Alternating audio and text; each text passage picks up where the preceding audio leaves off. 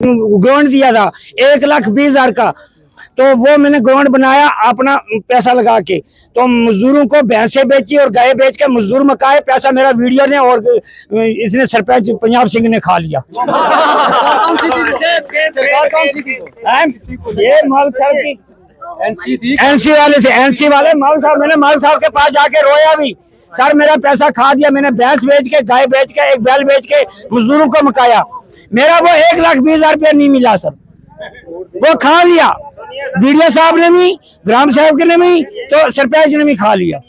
Sac ने, state administration council ने एक आर्डर निकाला था, उन्होंने कहा इतने टीचर लग गए अब हम पोस्टें आगे नहीं कर सकते। टीचरें तो ये किसकी वजह से हुआ? टीचर नेशनल कॉन्फ्रेंस की वजह से वो टीचरों की पोस्टें फ्रीज हुई हैं। मैंने एमए बीएड की हुई है, पीजी की हुई है, और मैं वेट कर रहा था कि कब आए, तो 2019 की फ्रीज हुई है पोस्टें।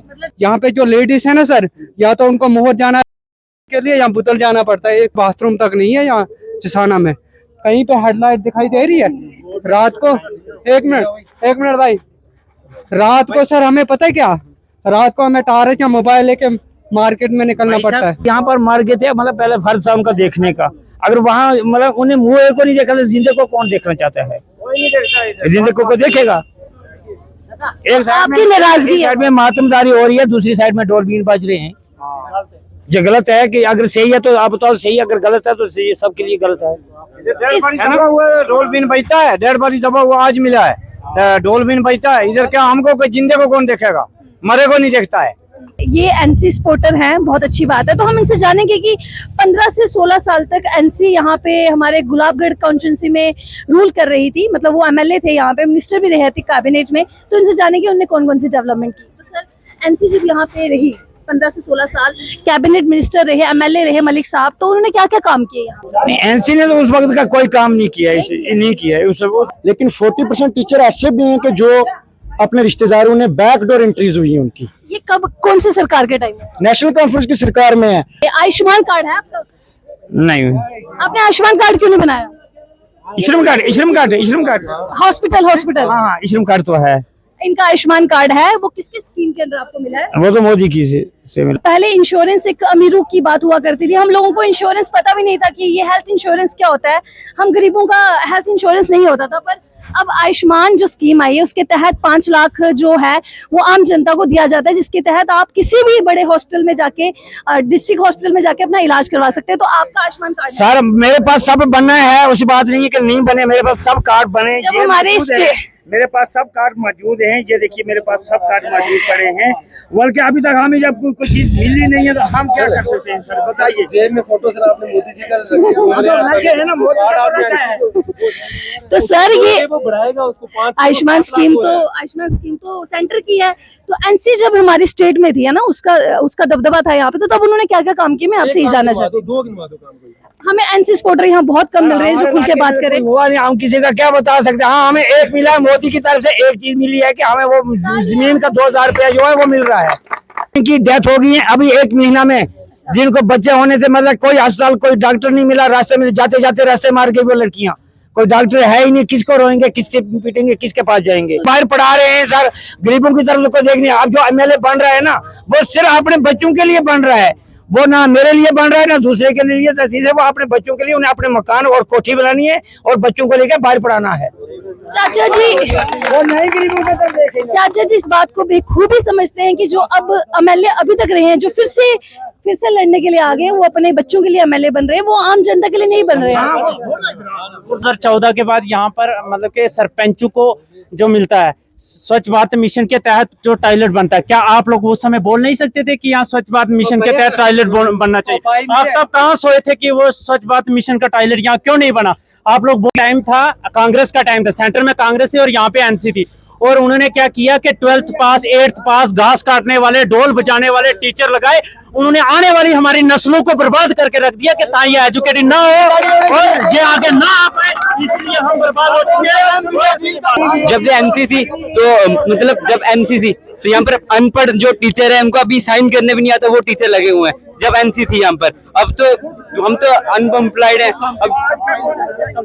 अब तो कंपटीशन होगा है नहीं, तो बिजनेस करेंगे, हमें जो पसंद है वो करेंगे। एनसी थी तो तब अनपढ़ लगे हुए अभी तक वही चल रहे हैं, उनको साइन करना नहीं आता। प्रधानमंत्री जो जब से मोदी साहब आए हैं कितने कितने जरूर काम उसने किया। हम पहले तो देखो दिखाई में अपने अपने के लिए ही खिंचाई होती थी। आज रोड किसने दी है? 10 साल के अंदर ही हुई है ना हमारी। हम देख रहे हैं ना कि 10 साल के अंदर ही ये सब कुछ हुआ, सब कुछ हुआ। कितने डेवलपमेंट हो रही है। आज देखो ये हमने मतलब नमक खा के हमने ऐसा नहीं करना चाहिए कि ये ऐसा हो गया, ये ऐसा हो गया, ये ऐसा हो गया। ये हमने ये बात छुआ नहीं देती है। अच्छा, हम कोई और परसों तरीके से चलाना नहीं है। पता क्या, अगर हमारे यहाँ हम देख रहे हैं कि बहुत अच्छा काम हो रहा है, बीजेपी ने बहुत अच्छा काम किया है, लेकिन इस चीज का दुख तो आता है ना, हमारे पीएससी बनना है, अगर उसका कोई काम उधर नहीं है, उधर कोई एक डॉक्टर भी नहीं बैठता है। अगर नहीं डॉक्टर बैठता है तो हम अपने यहाँ से पेशेंट को उठा के रजौरी में ले जाते हैं, हमें दुख नहीं आता है। एक सर्जन तो हमें भी होना चाहिए ना। बिल्कुल बिल्कुल, बहुत अगर हमारी रोड है वहाँ की, हमें भी रोड पहुंचनी चाहिए। सब पहुंच रही है तो हमें भी काम लगा के उधर। हमारा एक मलनी नाला है, उस पर आज तक पुल नहीं लगा है। वहाँ से कई डेड बॉडियां हमने नाले से बह के उठाई हैं। एक डेड बॉडी इन सब लोगों को पता होगा, मेरा भांजा था, ये इधर 7 सिसाना से उठाई थी। हमें भी दुख होता है, हमारे इलाके में भी काम होना चाहिए। अगर 10 साल में आपके इलाके में जो सरपंच थे उन्होंने कोई काम किए हैं? सरपंच ने काम किया मैम, कोई डीडीसी कोई बीडीसी कोई किसी ने हमारे काम नहीं किया। और यहाँ से बीजेपी को हम कहते हैं पार्लियामेंट मेंबर, यहाँ से हमें खुशी है कि होता ही है। अब रियासी वाली सीट है ना, अब जो जितना मर्जी करो, हमें पता है वो रियासी वाली सीट है वो बीजेपी को जानी है। यहाँ धांधलियां मची हुई हैं, यहाँ पता नहीं क्या हो, इस बात का कोई पता नहीं है। लेकिन बीजेपी अच्छा काम कर तो रही है, लेकिन काम करके सबका जो जहाँ तक है उसके ध्यान तो देना चाहिए ना। एजुकेशन कम होने का ये रीज़न है कि यहाँ पे सबसे पहले जो शुरू में यहाँ स्कूलों में यहाँ पे जैसे फ्लाइंस कार्ड वाले आते हैं बोर्डिंग स्कूल्स के अंदर, चेकिंग में एग्जाम में यहाँ पे मैक्सिमम लोग बेचारे चीटिंग करके पास हुए।